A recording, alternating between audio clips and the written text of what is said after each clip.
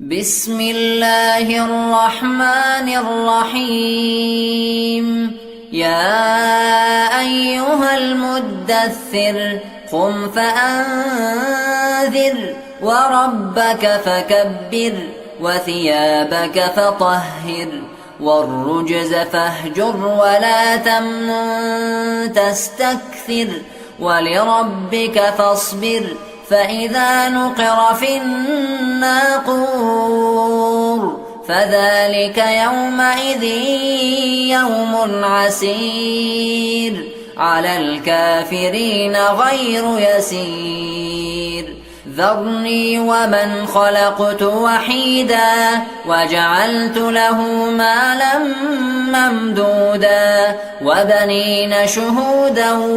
ومهدت له تمهيدا ثم يطمع أن أزيد كلا إنه كان لآياتنا عنيدا سأرهقه صعودا إنه فكر وقدر فقتل كيف قدر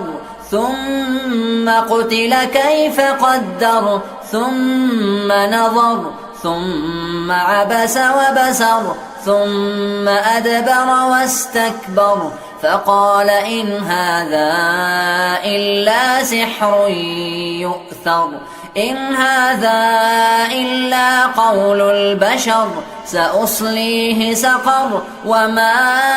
أدراك ما سقر لا تبقي ولا تذر لواحة للبشر عليها 19 وما جعلنا أصحاب النار إلا ملائكة وما جعلنا عدتهم إلا فتنة للذين كفروا ليستيقن الذين أوتوا الكتاب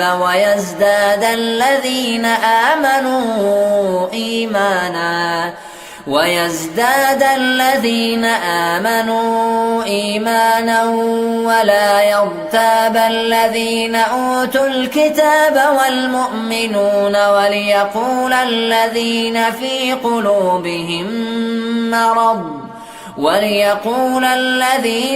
قلوبهم مرض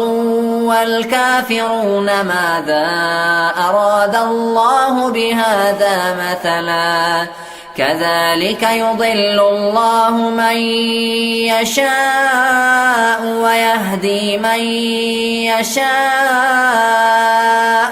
وما يعلم جنود ربك إلا هو وما هي إلا ذكرى للبشر كلا والقمر والليل إذ أدبر والصبح إذا